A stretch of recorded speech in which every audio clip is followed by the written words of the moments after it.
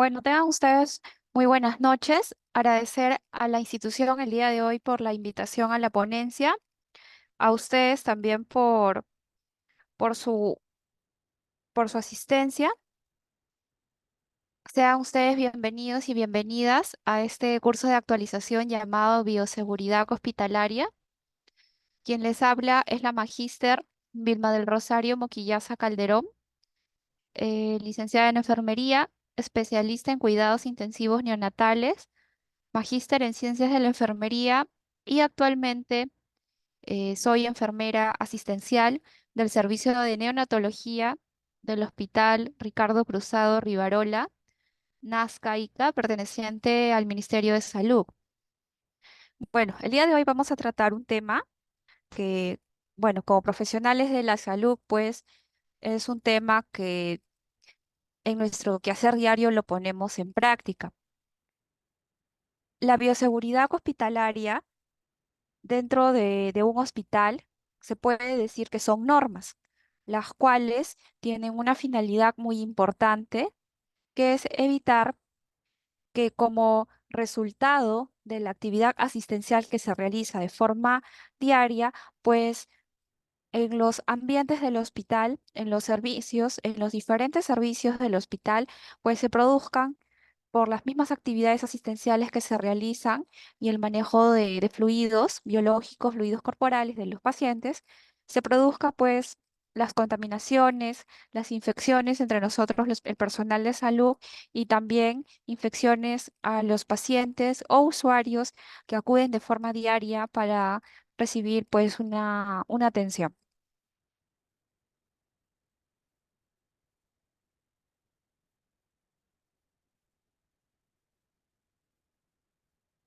La bioseguridad en los diferentes servicios de salud, ¿qué nos dice? La bioseguridad es aquella que de alguna u otra manera tiene como objetivo pues importante tratar de disminuir el daño producido pues al paciente mientras permanece en el establecimiento de salud. La bioseguridad lo que va a intentar pues es evitar tal vez en un menor porcentaje que el paciente pueda tal vez contaminarse, ¿no? Con fluidos corporales, líquidos biológicos, etcétera. Mientras permanezca en nuestro establecimiento de salud donde laboramos, ya sea como una consulta externa, una consulta a la que pueda ir, a un procedimiento ambulatorio que pueda acudir al establecimiento a realizarse o un paciente hospitalizado por un lapso de tiempo en un determinado pues servicio.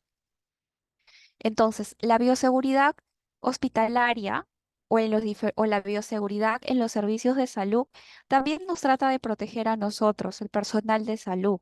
Por tal motivo, hoy en día, la salud ocupacional, que muchos de nosotros lo conocemos, el ámbito de la salud ocupacional pues ha ido evolucionando desde una actitud correctiva, desde una actitud positiva, una actitud preventiva, en donde hay una participación y hay una dinámica, el cual pues la salud ocupacional ha ido favoreciendo el interés por el desarrollo de que exista varios enfoques integrales con el único objetivo de poder realizar pues un mejoramiento de la calidad de nosotros los trabajadores de salud y también del entorno, es decir, del lugar de trabajo, en los servicios donde laboramos. Las instituciones de salud hoy en día y siempre han sido pues responsables por velar que exista un adecuado control para prevenir lo que es la transmisión de infecciones y proteger o en un caso de que haya un accidente laboral, pues asistir al personal de salud que labore en esta institución de salud en el eventual caso de que se produjera un accidente laboral en caso de que el personal de salud pues se haya expuesto a elementos biológicos, residuos biológicos del paciente, ¿no? O dada la naturaleza, entonces esto va atraer de alguna otra manera riesgos propios que se adquieren debido a la actividad hospitalaria pues que nosotros realizamos diariamente. Entonces, va a existir límites entre lo que significa el accidente y la prevención. Entonces, estos límites van a pasar para evitar este tipo de accidentes y para prevenirlos, pues se tiene que realizar el cumplimiento de determinadas normas de bioseguridad que hoy en día nosotros como personal de salud pues sabemos muy bien que son consideradas pues norma de carácter universal, normas universales que en todo establecimiento de salud, ya sea un puesto, un centro de salud, un hospital público, un hospital privado, las clínicas privadas, pues siempre las tienen que poner en práctica en nuestro quehacer diario como personal de salud para protegernos nosotros mismos como personal de salud al brindar algún tipo de atención y también para proteger a nuestros pacientes. La bioseguridad hospitalaria, ¿qué nos dice?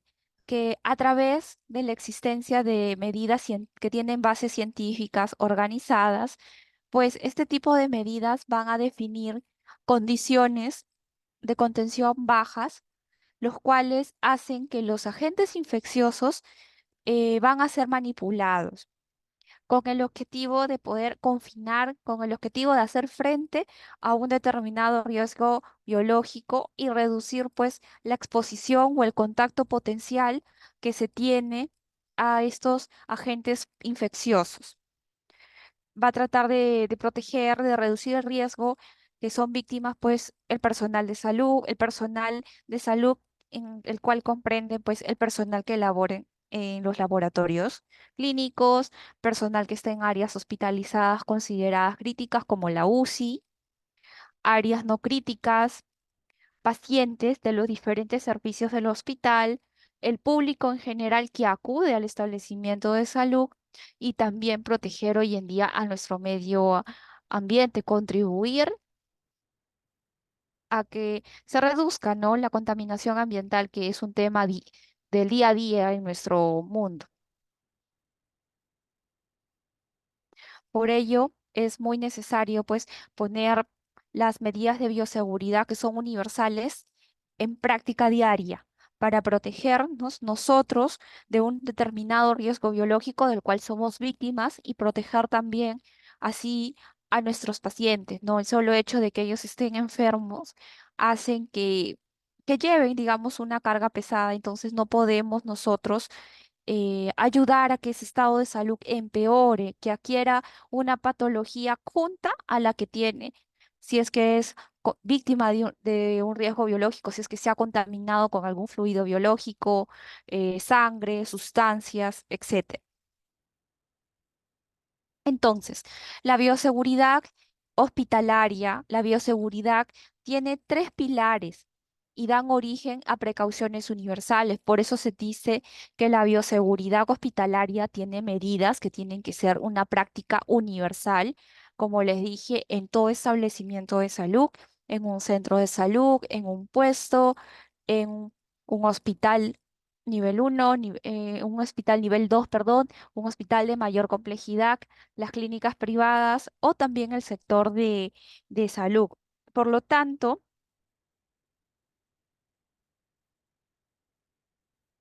se aplica, se aplica pues de forma diaria en nuestro quehacer diario como personal de salud estas medidas universales que son las siguientes. Los principios de de la bioseguridad como la universalidad, las barreras de protección, las medidas de protección. En este caso, la universalidad nos puede decir que son determinadas medidas que involucran pues a todos los pacientes que se encuentran hospitalizados en los diferentes servicios del establecimiento de salud.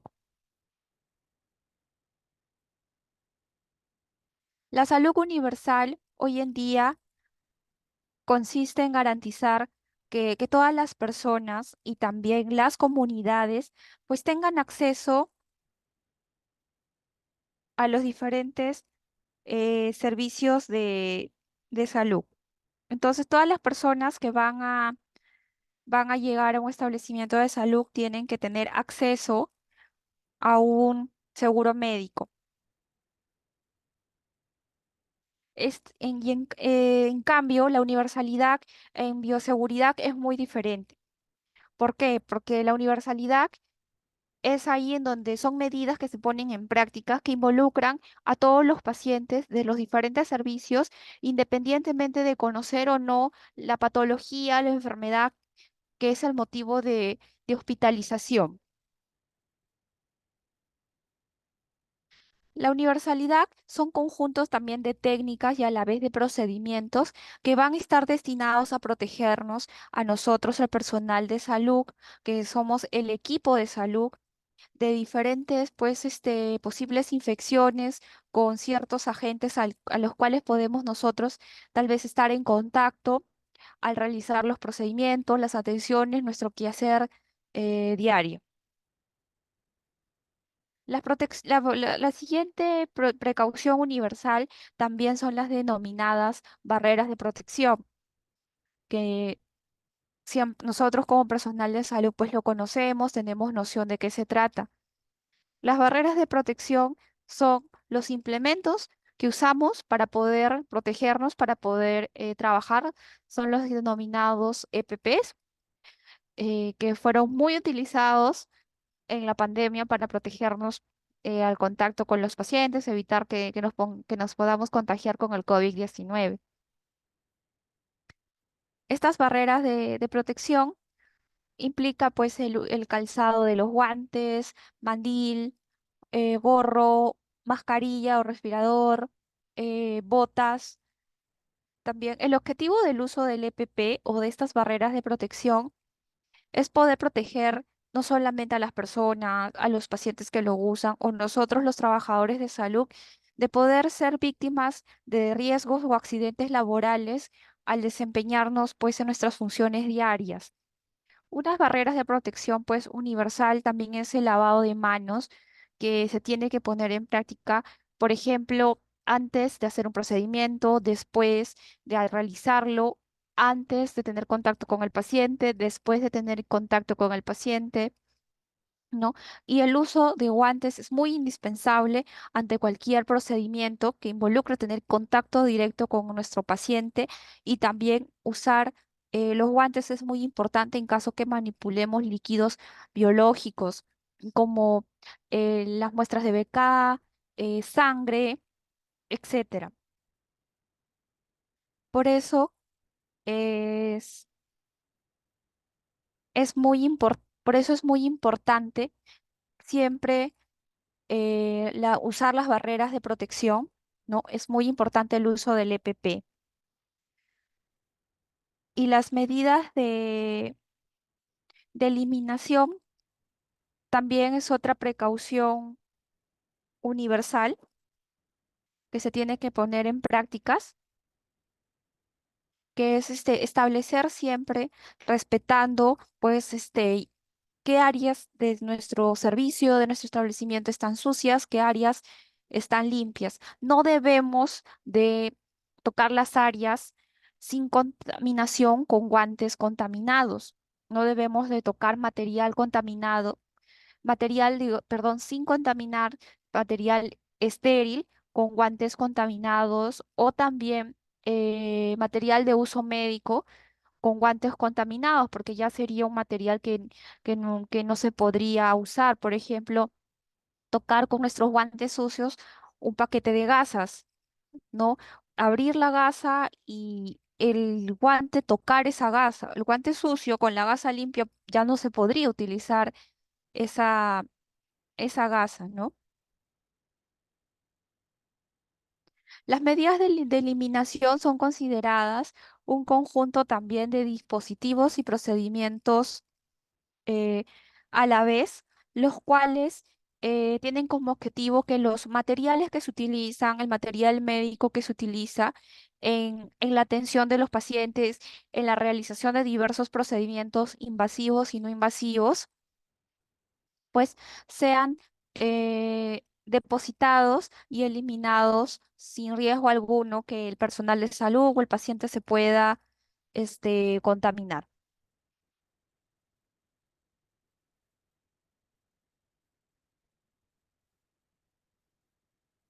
Hay elementos básicos de los cuales sirve la seguridad biológica.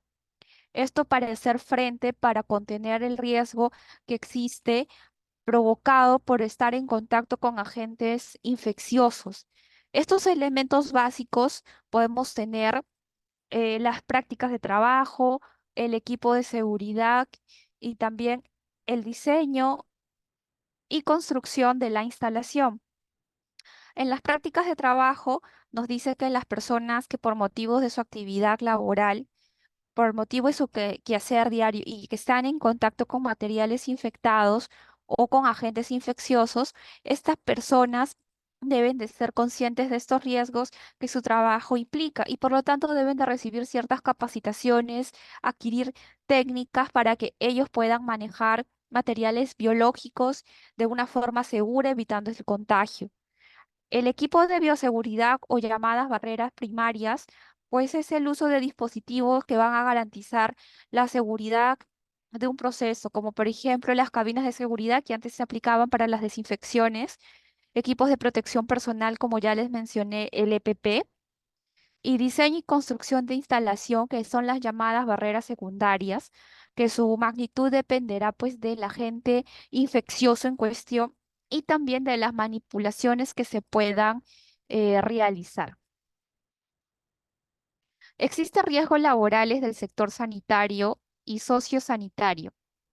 En el siglo XX, fue innecesario decir que los trabajadores de salud estaban bien protegidos ante los peligros, ante los posibles riesgos laborales en sus lugares donde estaban trabajando.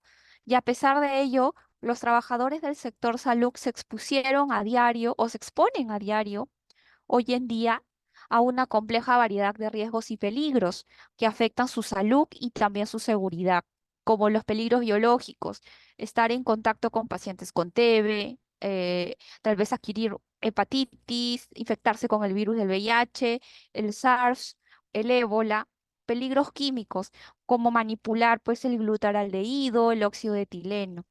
Riesgos físicos, estar expuesto a ruidos fuertes, a la radiación, a resbalones tal vez en pasadizos, a tropezarse o tener caídas, incluso al momento de tal vez movilizar un paciente obeso. Peligros ergonómicos, como el riesgo de levantar objetos pesados o realizar movimientos repetitivos que generen posturas forzadas, ¿no? Y el personal de salud puede terminar teniendo una hernia discal, una lesión en la columna. Los riesgos psicosociales es trabajos por turnos, el estrés de trabajar por turnos, el agotamiento físico, la violencia que tal vez pueda presentarse en algún turno, la agresión verbal, tal vez entre un compañero, la agresión verbal o física del paciente hacia el personal de salud, el estrés también que conlleva estar varias horas, estar en turnos difíciles, recargado de trabajo y riesgos de incendio y explosión en una fuga de, por ejemplo, de oxígeno, fuga de geles de desinfectantes con alcohol, entre otros. Este es el signo perdón, el,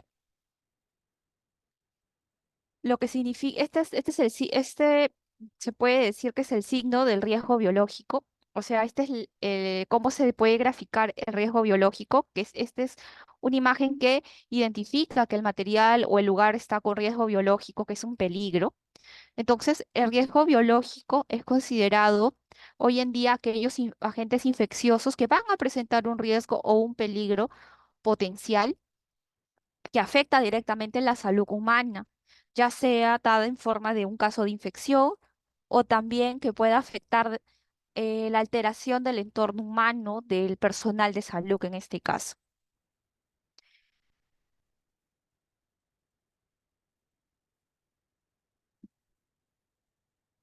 Es habitual o es rutinario que a veces los trabajadores de salud acepten algunos peligros y riesgos que conlleva su quehacer diario, a menudo sacrificando su propio bienestar por la de sus pacientes. Son personal pues súper preocupado por su paciente, que lo da todo por su paciente, a pesar de arriesgarse tal vez, a pesar de que existan peligros y riesgos en su quehacer diario.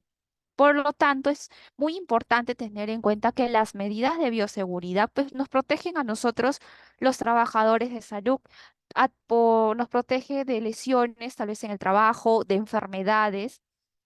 Nos sirve para proteger la salud y la seguridad también de nuestros pacientes. ¿Cuáles son estas medidas? Como ya les dije y o las mencioné, es el uso del EPP. Protege al trabajador de salud y también protege al paciente. El personal sanitario, el personal de salud, hoy en día en nuestro quehacer diario corremos mucho riesgo de contraer pues algún agente patógeno que nos transmita enfermedades por vía tal vez sanguínea, debido a que nosotros como profesionales podamos tener contacto tal vez con fluidos corporales del paciente, como saliva, o tener también contacto directo con sangre contaminada.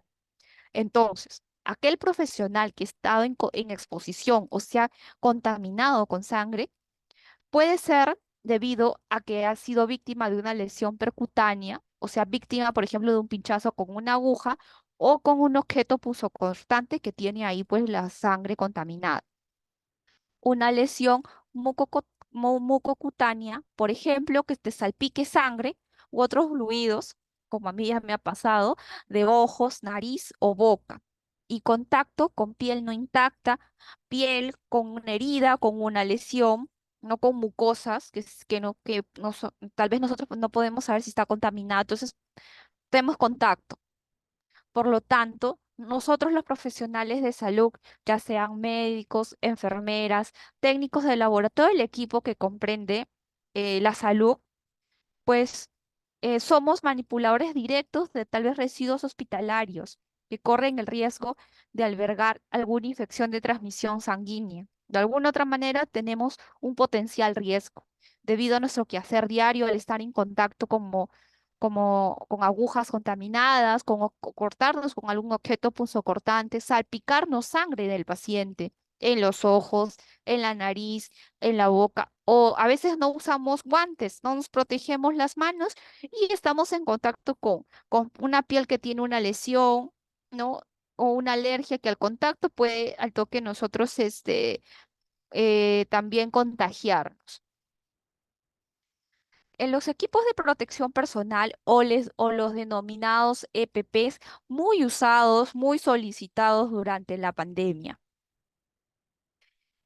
Estos EPPs tienen una normativa para su uso, como es la Directiva Administrativa número 321 del Ministerio de Salud, dada en el año 2021, que nos dice: Directiva Administrativa que establece las disposiciones para la vigilancia, prevención y control de la salud de los trabajadores con riesgo de exposición al SARS-CoV-2. Es decir, esta normativa fue dada en el 2021 en plena pandemia, en plena aparición del SARS-CoV-2 o del COVID-19 en nuestro país. ¿Qué nos dice? Esta norma nos habla acerca de la definición de lo que son los equipos de protección personal o los denominados EPPs. Son dispositivos, materiales e indumentaria personal destinados a cada trabajador para protegerlo de uno o de varios riesgos presentes en el trabajo y que puedan amenazar su seguridad y salud. Los equipos de protección personal o EPP son considerados una alternativa de forma temporal y a la vez una alternativa pues complementaria a las medidas de carácter colectivo, como es un control administrativo y un control ambiental. Entonces, el EPP, como su propio nombre lo dice, es una protección hacia nosotros, el equipo de salud, ante riesgos que ponen o amenazan nuestra propia salud. El EPP es considerado una barrera física, entra en contacto pues con nuestra piel y es visible nuestro EPP. El uso diario, el uso del EPP nos va a minimizar o nos va a reducir de cierta forma el riesgo de exposición, por ejemplo, a los aerosoles, salpicaduras de saliva, sangre, fluidos corporales e inoculación pues accidental. El EPP tiene que usarse en todo momento en personal que trabaja en laboratorio, que trabaja con muestras biológicas. Su elección, su uso es de acuerdo al tipo de trabajo. Mayormente lo usamos en los servicios, donde estamos mayormente en contacto directo con nuestro paciente. Si usamos de una forma inadecuada el EPP, tenemos mayor riesgo de exponernos. Nos vamos a exponer directamente a salpicaduras de sangre, saliva o pincharnos con agujas, objetos punzocortantes. Los EPPs son descartables, es un material descartable. Finalizado el turno, finalizado el tiempo en que lo tenemos que usar, lo desechamos. No podemos llevarlo a casa porque estamos llevando contaminación a nuestros hogares. El personal que labora en laboratorio, el personal del laboratorio, pues no debe de usarlo no puede usarlo fuera del laboratorio. Los mandiles son en algunos casos, en algunas instituciones, solo usado en el ambiente. Y para la toma de muestras puede colocar pues otro EPP, otro mandil, ya que ellos van a emergencia, a piso, a tomar diferentes muestras.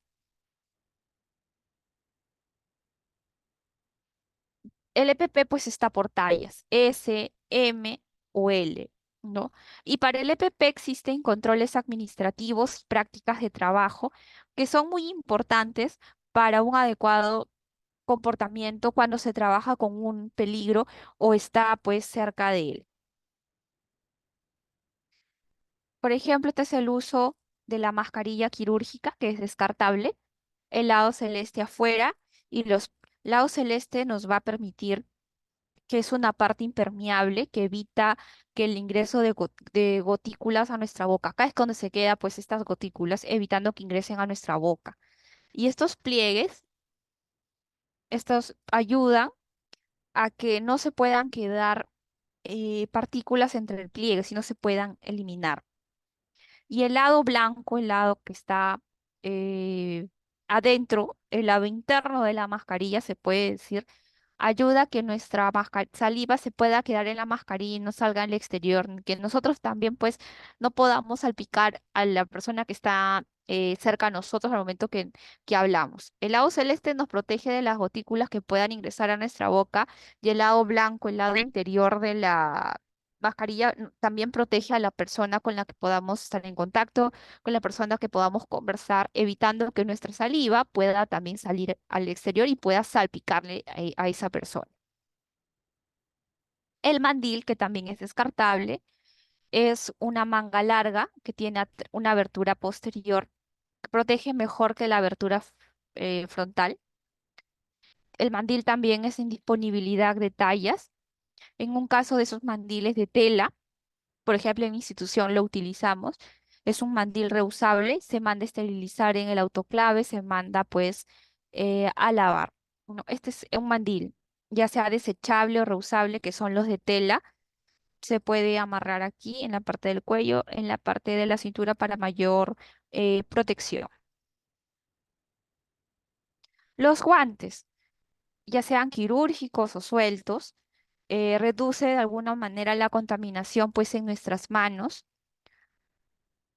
mayor uso microbiológico, o sea, los que mayor utilizamos nosotros son los de látex o de nitrilo el material.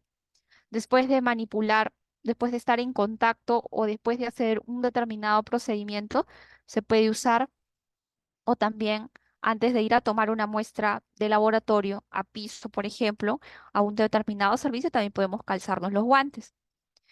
Luego, para retirar y botar los guantes como de residuos contaminados o el envase de los residuos contaminados y después realizar la higiene en nuestras manos, es decir, después lavarnos las manos luego de haber desechado nuestros guantes sucios, nuestros guantes contaminados.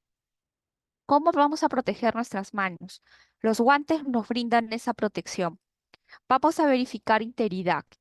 El material de los guantes pues no se va a se deteriora, se gasta con el tiempo, en caso no esté en condiciones adecuadas para su almacenamiento, como por ejemplo cuando se exponen luz en los laboratorios o antesalas. Debemos de verificar que nuestro empaque de guantes estériles no tenga grietas ni cortes ni esté decolorado este empaque. Para usar los guantes vamos a retirar y para el lavado de manos previamente vamos a retirar anillos, relojes que tengamos en nuestras manos, ¿no? Ya que si nos colocamos los guantes con anillos, relojes, se pueden trabar en el guante y se pueden romper. Ante algún procedimiento en el que ya has tenido contacto regular o mayor con fluidos, si está todos tus guantes manchados, es necesario pues cambiarlos. Una vez que nos calcemos los guantes, no debemos de tocar para nada nuestra cara con nuestros guantes estériles, ni tampoco ajustar el equipo de protección con guantes contaminados. No debemos de colocarnos el EPP con guantes contaminados.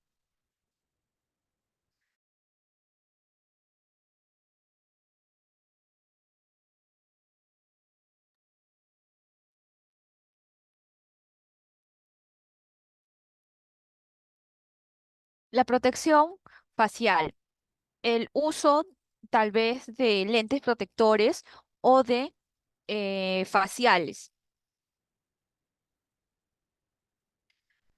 El protector facial nos permite protegernos de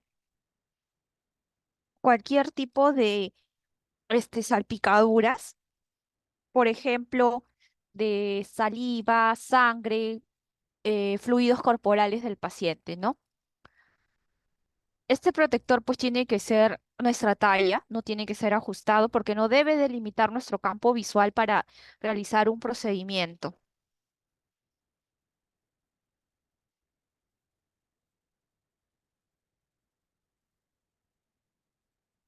Los protectores faciales son de diversos materiales, por ejemplo, de policarbonato, que es una mica dura.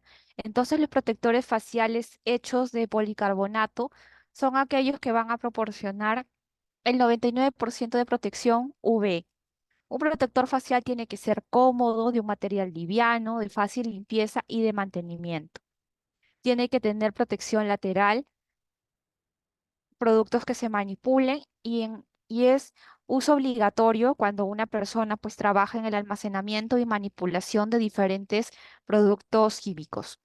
Aquí están, por ejemplo, los lentes protectores que tienen que ser a medida y estos son los cascos de protección o los protectores faciales que cubren toda la cara y también incluso la cabeza y que con estos pequeños, donde están estos pequeños círculos los puedes ir regulando si quieres más ajustado o un poco suelto ese protector facial. El calzado. El calzado tiene que ser un calzado cerrado. No podemos ir con sandalias o no podemos ir con sandalias a un establecimiento de salud. Sin embargo, lo hacen, ¿no? El calzado es muy importante. Tiene que ser un calzado cerrado que cubra los pies, el empeine, ¿no? Tiene que tener cierre en la posterior del talón para que no se puedan salir. Aunque hay algunos calzados, unos suecos que tienen atrás abertura, ¿no? Lo ideal es que no lo sean, pero algunos profesionales de la salud lo usan porque ven su comodidad.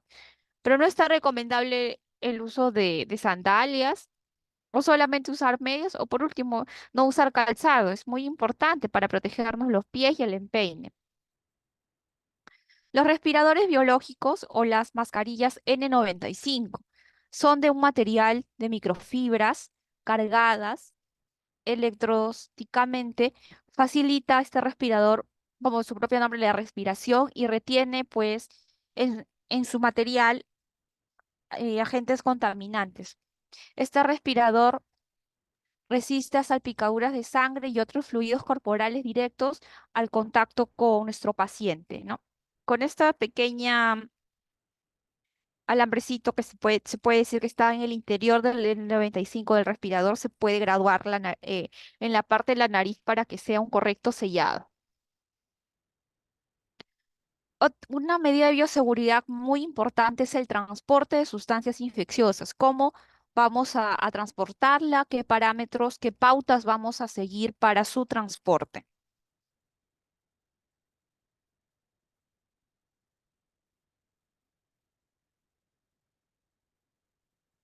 La norma técnica de salud eh, en la cual está basado el transporte de sustancias es la preparación, el embalaje y documentación para el transporte seguro de sustancias infecciosas, dada en la norma técnica de salud número 153 del Ministerio de Salud 2019 por Instituto Nacional de Salud.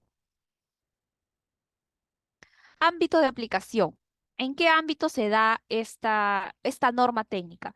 Bueno, tener muy en cuenta que es obligatorio aplicarla en todos los establecimientos, perdón, en todos los laboratorios de los distintos establecimientos de salud y servicios básicos de apoyo a nivel nacional, regional y local del Ministerio de Salud, del Seguro Social de Salud, la Sanidad de Fuerzas Armadas, Sanidad de la Policía Nacional de Salud del Perú, gobiernos regionales, gobiernos locales y otras entidades pues gubernamentales y entidades privadas que tengan pues de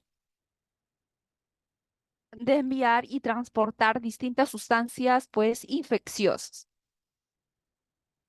¿Qué mercancías son consideradas infecciosas? Artículos o sustancias que poseen riesgo durante el transporte. Estas son las denominadas mercancías peligrosas.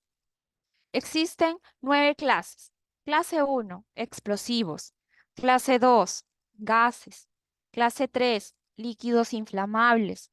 Clase 4, sólidos inflamables. Clase 5, sustancias oxidantes y peróxido orgánico. Clase 6, sustancias que afectan la salud. Clase 7, material radioactivo.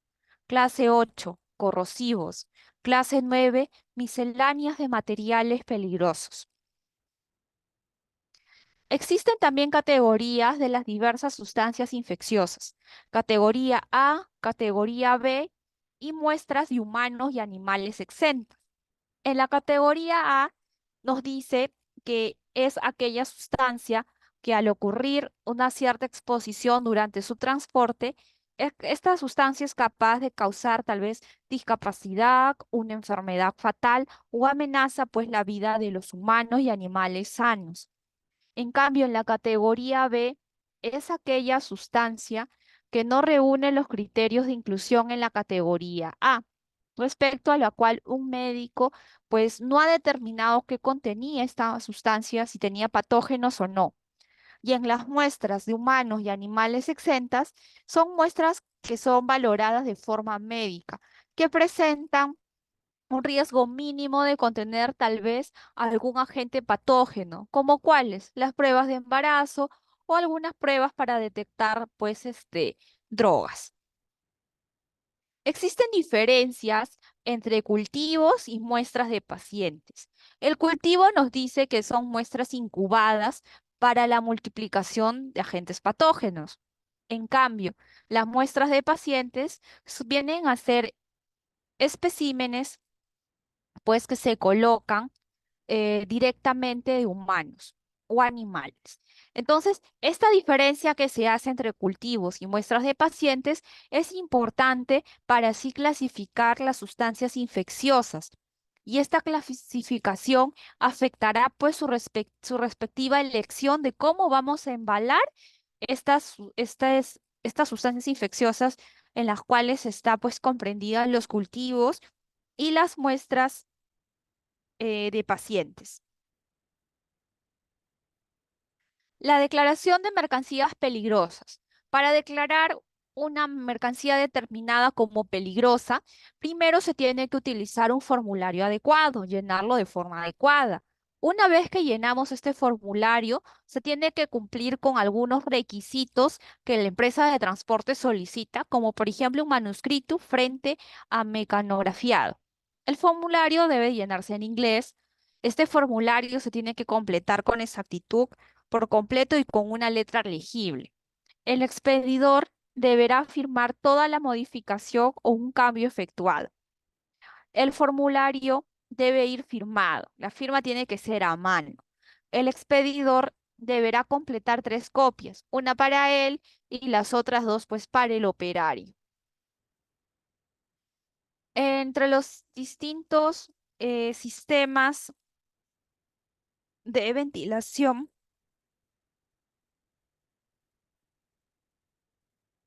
entre los distintos sistemas de ventilación hospitalaria, encontramos los siguientes. Primero vamos a definir que los sistemas de ventilación hospitalaria, en este caso, comprenden los sistemas de ventilación y aire acondicionado que hay en un hospital y en la actualidad son una necesidad para la vida moderna, como por ejemplo es el caso de las viviendas, hospitales, establecimientos de salud, pues establecimientos comerciales, restaurantes, laboratorios, escuelas. Y las infecciones intrahospitalarias, o sea, las que se dan dentro de un establecimiento de salud, son las más habituales de las que pueda aparecer. Entonces, estas infecciones intrahospitalarias afectan a muchos pacientes, a las visitas que puedan recibir el personal sanitario que los atiende e incluso causan a veces hasta la muerte. Por eso es muy importante una buena ventilación y climatización en los ambientes de un hospital o de un centro de salud, por diversos motivos. Por ejemplo, proteger de posibles infecciones y contagios, ayudar en la cura de diversas patologías, reducir la cantidad de microorganismos, polvos y olores, mantener niveles estables de temperatura y humedad.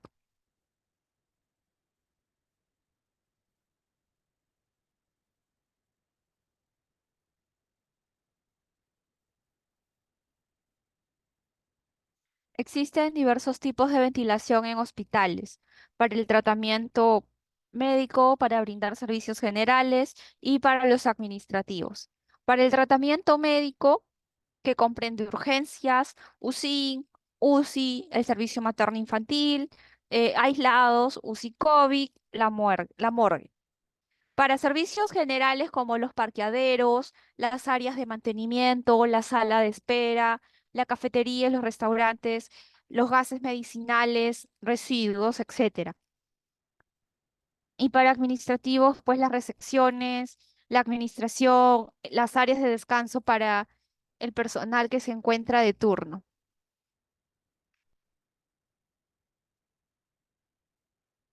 Existen parámetros de ventilación. En los distintos establecimientos tienen que contar con estos parámetros. Presión positiva, presión negativa. La presión positiva es utilizada en pacientes que son con inmunosupresión o habitaciones adyacentes a salas de presiones negativas. Y la presión negativa, que es usada como un medio de contención de los contaminantes de un paciente, los cuales pueden ser pues considerados nocivos debido a los agentes patógenos que son transmitidos pues por vía aérea. Desinfección y esterilización. Primero vamos a saber diferenciar estos 3 conceptos: qué es limpieza, qué es desinfección y qué es esterilización. La limpieza nos dice que es una remoción mecánica de toda materia extraña en el ambiente, materia presente en superficies, materia presente en objetos, utilizando agua y jabón para la limpieza o algún tipo de detergente. Entonces, al realizar la limpieza, al realizar esta remoción mecánica, inhibe y disminuye así la biocarga y las partículas de polvo. En cambio, la desinfección nos dice que es un proceso físico o también un proceso químico. La desinfección elimina microorganismos de formas vegetativas en objetos que son inanimados sin que se asegure así la eliminación de esporas bacterianas, las cuales son una estructura que contiene material genético de la bacteria. En cambio, la esterilización es un proceso por medio del cual se va a lograr eliminar todo microorganismo, incluyendo estas esporas bacterianas, y la esterilización se da pues usando los métodos físicos y también los métodos químicos. Es muy importante diferenciar estos conceptos, qué es limpieza, qué es desinfección y esterilización, porque los tres conceptos no son iguales, son similares, pero no son iguales.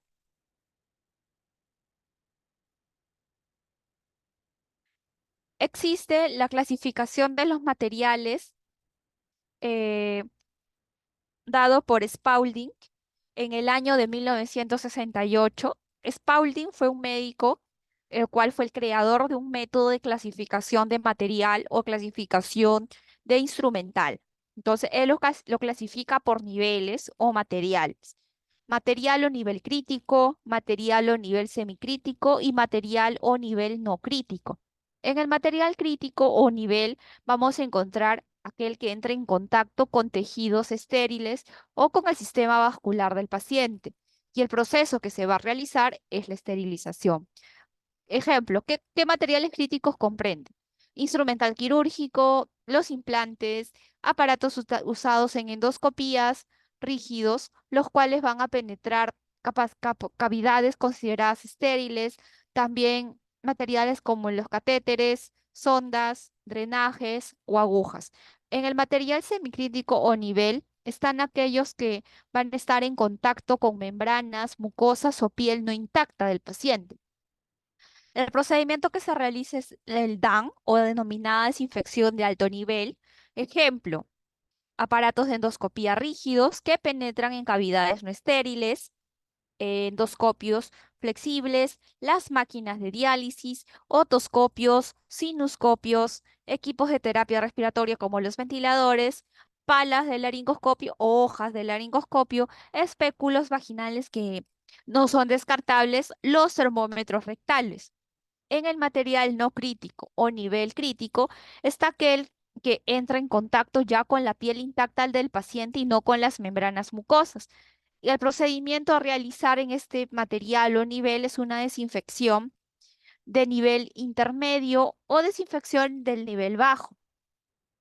¿Qué ejemplos tenemos del material no crítico? Comprende, por ejemplo, los termómetros axilares, fonendoscopios, los desfibriladores utilizados en el RCP, los manguitos para lo que es la tensión arterial, medirla.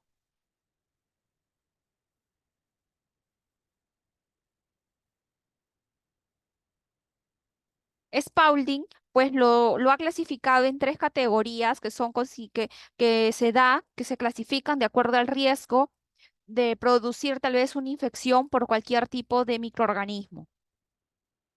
Los distintos procesos de la central de esterilización, como es la limpieza del material, preparación y empaque, esterilización, almacenamiento y distribución, limpieza, secado, desinfección y el uso en el paciente. Primero vamos a limpiar el material, preparación y empaque del material, esterilizarlo y almacenamiento y su distribución en todos los servicios. La limpieza, el secado e inspección de este material, desinfectarlo, lavarlo y uso directo ya con el paciente. Existen niveles de desinfección, alto, intermedio y bajo. El denominado DAN, que es la desinfección de alto nivel, es realizada por agentes químicos líquidos, los cuales van a eliminar todos los microorganismos, como por ejemplo, ¿qué agentes químicos? El glutaraldehído, ácido paracético, dióxido de cloro, peróxido de hidrógeno, el formaldehído. En el nivel intermedio y en el nivel bajo de desinfección se va a encontrar el instrumental médico usado. En la desinfección de nivel intermedio se va a utilizar pues agentes químicos, los cuales van a eliminar bacterias vegetativas y algunas esporas bacterianas. Aquí se va a incluir algún grupo de fenoles, el hipoclorito de sodio, que es la lejía, cetrimida, cloruro de benzalconio. Y en la preparación preoperatoria de piel y desinfección de áreas críticas se encuentra la desinfección de bajo nivel o DBN. Aquí se va a usar agentes químicos que eliminarán pues bacterias vegetativas, eliminarán hongos y algunos virus en un periodo de tiempo pues corto. Como por ejemplo, en desinfección de bajo nivel se encuentra el uso del grupo de amonios cuaternarios, gluconato de clorexidina para el lavado de manos, para la desinfección de la zona que vamos a operar, por ejemplo. También se va a encontrar los pisos, paredes y mobiliarios que se hacen en las desinfecciones de las áreas y la piel cuando se usan los antisépticos. Existen principios de la desinfección. La desinfección es necesaria para evitar la proliferación, propagación de los diversos microorganismos y por consiguiente posibles enfermedades. La desinfección se realiza sobre objetos inanimados y superficies limpias. Los desinfectantes deberán ser elegidos considerando que sean eficaces, seguros y que sean fáciles de usar. Se debe de contar con un registro o autorización sanitaria, así como manual de instrucciones. Deben de ser aplicados según concentración, en modo de empleo y tiempo de exposición indicados tal vez por el fabricante. Hay factores que afectan la efectividad de la desinfección, como por ejemplo, cantidad y ubicación de los diversos microorganismos, resistencia de estos microorganismos al agente químico al que está en contacto, concentración de los agentes, factores físicos y químicos, materia orgánica y la duración de la exposición. Existen también recomendaciones diversas para el uso de los desinfectantes.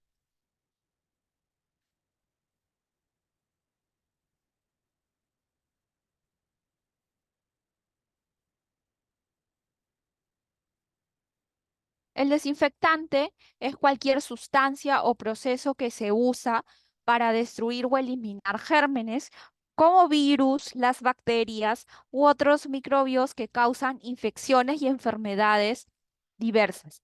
Los desinfectantes se usan en objetos, en superficies limpias, mas no es de uso humano. Entonces, las recomendaciones que se dan es no mezclarlos con químicos, por ejemplo, no mezclar desinfectantes con detergentes, no hacer mezclas entre desinfectantes tampoco, mantener alejados si se siente que hay síntomas de ser tóxico el desinfectante que se está usando, use sus químicos en envases tapados. eh, También procure ambientes ventilados para evitar la sobreexposición al usar estos desinfectantes. Se deben seleccionar, almacenar, manipular, utilizar y eliminar estos desinfectantes al terminar de usarlos con precaución, siguiendo las diversas instrucciones del fabricante que se encuentran en el envase de este desinfectante usado. La limpieza es un componente indispensable en cualquier método de desinfección que se realice. La materia orgánica presente puede impedir el contacto directo de un desinfectante con la superficie y anular o eliminar pues las propiedades microbicidas de este desinfectante o el modo de acción de varios desinfectantes. Por eso que la limpieza y la desinfección constituyen un procedimiento importante, procedimientos claves para mantener pues las condiciones necesarias adecuadas en diversos ambientes. Para desinfectar de forma eficaz una superficie es decisivo el método de desinfección que se va a usar, la concentración y el tiempo de contacto del desinfectante usado. Es importante que después de haber realizado la limpieza, aplicar un desinfectante químico, por ejemplo, el uso del cloro, el uso del alcohol, para destruir algunos microbios, microorganismos que aún quedan en el objeto inanimado o en la superficie. Existen diversas etapas en el proceso de esterilización. Resección del material contaminado, lavado del material, inspección del material, preparación del material, la esterilización del material, almacenamiento y la distribución por diversos ambientes del hospital, ¿no? Recordar que el lavado o limpieza es, es la etapa en donde se da pues la distribución o entrega del material estéril. El lavado tiene tres etapas: el prelavado, lavado y secado. En el prelavado es cuando se va a eliminar, remover toda materia orgánica que se encuentra visible ante los ojos o la suciedad presente. Entonces se va a sumergir, perdón, el material contaminado en agua con detergente enzimático. El lavado, propiamente, se puede hacer un lavado manual o automático usando una lavadora o una descontaminadora. Y el secado es cuando se realiza usando pues secadoras automáticas o también usando aire comprimido. Existen diversos métodos de esterilización, físicos, químicos. Los físicos, como el calor, las radiaciones, la filtración, el ultrasonido. Los químicos, distintas sustancias como el óxido de etileno, el glutaraldehído, el formaldehído. En los métodos físicos, como el calor, en este caso el calor seco, se utiliza estufas, ¿no? Y el agente esterilizante es el aire caliente. El aire caliente va a tomar contacto pues con la superficie y va a transmitir calor. La limitación al usar este método de esterilización, como es el calor seco, es que deteriora el material. En cambio, las radiaciones es un método que mata gérmenes, inactiva a los microorganismos de forma muy eficaz. La radiación que se emplea es la radiación gamma. En cambio, en la filtración es un método que logra el paso de un líquido a través de, de un material capaz de retener pues todos los microorganismos presentes en la superficie del material a esterilizar. En cambio, el ultrasonido es un método que dura 20 minutos en realizarse. Hay una inactivación microbiana, ¿no? Para ello se utiliza ondas sonoras para limpiar los objetos. En los métodos de esterilización químicos, cuando se usan diversas sustancias, es el óxido de etileno, que es un líquido inflamable que cuando se mezcla con un gas produce esterilización. Es eficaz porque hay destrucción de la desinfección del nivel alto y de la estructura proteica de diversos microorganismos presentes en la superficie del material a esterilizar. Esteriliza artículos que soportan pues altas temperaturas. El glutaraldehído, eh, ahí se va a esterilizar material destinado, por ejemplo, a realizar endoscopías, otros materiales o aparatos delicados que no resisten al estar en contacto pues con lejía o contacto con el calor. El formaldehído es un gas incoloro que va a estar soluble en agua y en alcohol. Se usa el formaldehído como un agente esterilizante combinado con vapor a baja presión. Se emplea pues para esterilizar equipos que son sensibles al calor, que son fotosensibles. Su acción esterilizante se alcanza en 36 horas, pero el formaldehído, el contacto pues tiene alta toxicidad en la persona o en el personal que trabaja con el formaldehído de forma directa. Existen métodos de esterilización más usados. El más usado, el método físico, como es el vapor. Los controles físicos, químicos y biológicos que se realizan es En este caso el gas plasma con peróxido de hidrógeno, el óxido de etileno y el vapor del formaldehído a temperatura pues baja. Hay indicadores de esterilización, como son los indicadores físicos, los cuales van a asegurar el funcionamiento correcto del esterilizador, como son el termómetro, manómetros de presión, sensores de carga, válvulas y sistema de registro de parámetros.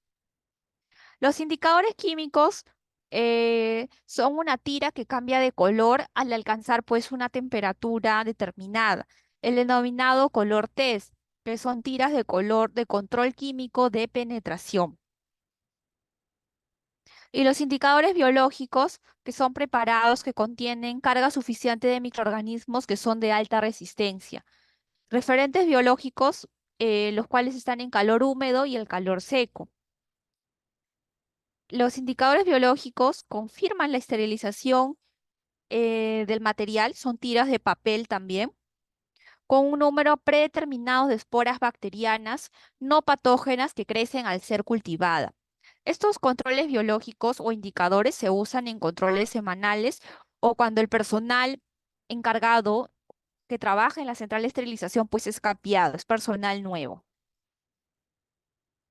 En la gestión de los residuos sólidos, existe una normativa, el marco normativo aplicable a residuos sólidos, que es la Ley de Gestión Integral de Residuos Sólidos, decreto legislativo número 1278, publicado el 23 de diciembre del año 2016, que asegura una gestión y manejo de los residuos sólidos económica, sanitaria y ambientalmente adecuada. Ahí es donde se da la norma técnica 144 MINSA 2018, denominada Norma Técnica de Salud, Gestión Integral y Manejo de Residuos Sólidos en establecimientos de salud, servicios médicos y centros de investigación. Esta imagen, como ven, es el inadecuado manejo de los residuos sólidos, un almacenamiento, un uso inadecuado de los residuos para almacenarlos, llenos hasta el tope de jeringas, agujas, frascos, ampollas rotas, ampollas ya usadas. La norma técnica 144 debe incluir actividades del plan o programa de minimización y manejo de residuos sólidos o plan o programa de manejo de residuos sólidos según corresponda en el plan operativo POA o el plan operativo institucional o documento que haga sus veces en las diferentes instituciones públicas y privadas al fin de que éstas cuenten con una disponibilidad pues, presupuestal. La programación del financiamiento para la gestión y manejo de residuos sólidos en toda institución tiene como insumo principal el diagnóstico inicial o basal en cualquier parte del plan o programa de minimización y manejo de residuos sólidos, según corresponda. Existe un comité de bioseguridad en los hospitales, que es muy importante que cada establecimiento de salud conforme un comité para la prevención y control de diversas infecciones intrahospitalarias para mejorar también la calidad de los servicios y actividades que desarrolla el personal de salud y reducir a la vez diversos riesgos de contaminación del personal en el desarrollo de sus actividades asistenciales, su quehacer diario. El comité debe tener un carácter multidisciplinario, estar conformado por diversos profesionales de la salud, objetivos o funciones.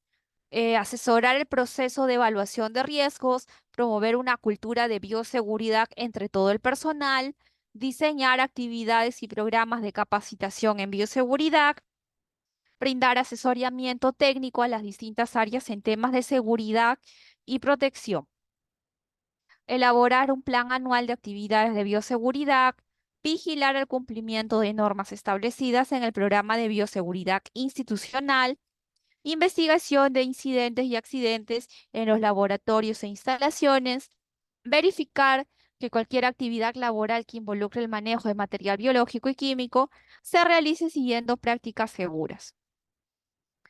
Evaluar la seguridad de cualquier actividad experimental, emitir según corresponda informes técnicos sobre la ejecución de actividades que comprometan la bioseguridad hospitalaria.